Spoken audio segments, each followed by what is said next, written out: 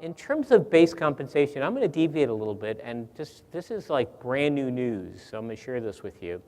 But basically, the annual compensation does vary from about $200,000 on the low end to some people making over $1 million a year. Now, I want that job when I grow up. That's a pretty good job. Not many people, only 2%, but basically that's what we know from empirical data. And I have to kind of go into commercial mode because Secureworld and Ponemon are entering into an agreement. We've entered into agreement to provide benchmarking.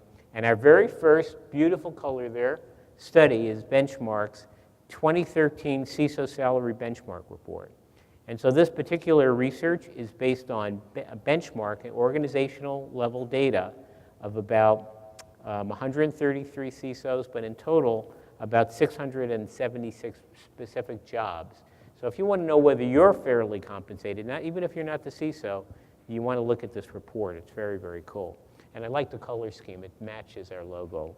Secureworld Insight, powered by Ponemon Institute. Now, what are some of those so-called relevant backgrounds of the CISO? What's relevant? The number one most relevant is having a degree in like computer science or MIS, Management Information Systems. Law enforcement is definitely relevant. Military is relevant. Intelligence, working for one of the intelligence agencies, for example, is relevant. Compliance and legal. Now we're getting to small percentages, Homeland Security, even audit and finance and other. So really, these are kind of the backgrounds that we look for in CISOs. CISOs believe that these backgrounds are really valuable.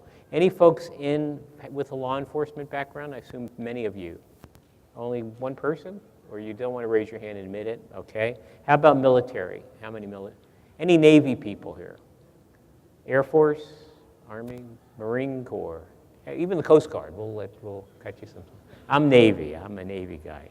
Okay. So we then have this. I told you we have lots of data points, and I'm a researcher, so I find this interesting, but I know it's not. CISOs how do they spend their time? We have 100 points, and so we ask people to allocate their points relative to the amount of time they spend. And the number one thing that CISOs do is monitoring and auditing. The number two thing is policy enforcement, incident management. Notice things like strategy setting, policy development are very, very small numbers. So basically, this goes to that tactical, strategic question. It appears that, again, that CISOs, this may not be a myth, are really more tactical than strategic. Not a surprise. The so-called essential dotted line relationships, the relationships that you have to consider crown jewel relationships in security, it's with IT operations, number one. Data center management, which could in fact be the same thing. Corporate compliance, business continuity management. Any folks in business continuity management here? Okay, great. That's a very important role. And either it's separate from security or it's part of security, but it is definitely integrated with security. And also like a privacy office, enterprise risk management, HR, internal audit, and corporate finance. Okay. So this goes to another myth about what is the CISO's role. Is it advisory or is it a true decision maker? I remember George W. Bush had a term called decider. Are you a decider or a decision maker? I think it's kind of a cool term, decider. So consultant, that's number one. Influencer, number two. Controller or / decision maker, number three. Then advocate or a combination of the above. So this goes back to the question, maybe you don't have a lot of people working for you, but you basically can you're a consultant within your organization on security. Okay, now this is a weird one, I have to admit, but we use this question sometimes to see if you're awake. What CISOs think, who are CISO heroes? Who are the heroes of CISOs? Who are your heroes? But who are CISO heroes? Sports figure was the number one category, followed by military leader. For whatever reason, George Patton kept on, I'm serious. I saw that movie with George C. Scott. Did you ever see that movie? That was a great movie. I like war movies, but that was like one of the greatest. So military leader. Then business founder and entrepreneur. Bill Gates and Steve Jobs show up on the list. But this is my favorite, a cartoon character. What does that mean? And then famous celebrity, and then a religious figure, then a government leader. Notice government is way down.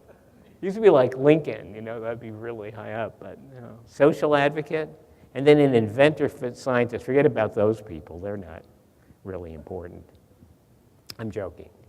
Okay, what are some of the barriers to CISO success? Lack of money, the lack of adequate funding, and then complexity. We find that complexity is an increasing nightmare for companies because you have to do more with less, you don't have the funding, and you have a lot of things to worry about. Things don't actually work perfectly. Interoperability is still a big problem, and a lot of organizations are trying to figure out ways of reducing complexity because complexity is one of the top enemies of security effectiveness. Okay, we also asked the CISOs, what is their greatest single accomplishment? And we put it into categories, and the number one category is they solved a crime. They were Columbo, or that you don't even know who Columbo is because you're too young. But it was a TV program. You ever remember that guy? Yeah, he was great. He's my hero. That guy. He's like Columbo. Peter Falk was the actor. They stopped a crime. They identified a system vulnerability, and that's not as cool. They protected their colleagues and personnel. That's not cool at all. Secured funding, big deal. Education, educated management and the board, big deal. Persuaded management, obtained recognition. So solving a crime, that's the cool stuff, right? Preventing the bad guy from getting in. So does the CISO report to the board, to the CEO? Remember we asked that question, what are the myths? And 33% number one response, they don't. They just don't report to the CEO or the board. 30% say informal and it's event-driven. If we have a big data breach, I report to the board. Formal, regular intervals. Informal, at the will of the CEO and board, and then irregular intervals, which probably doesn't mean anything.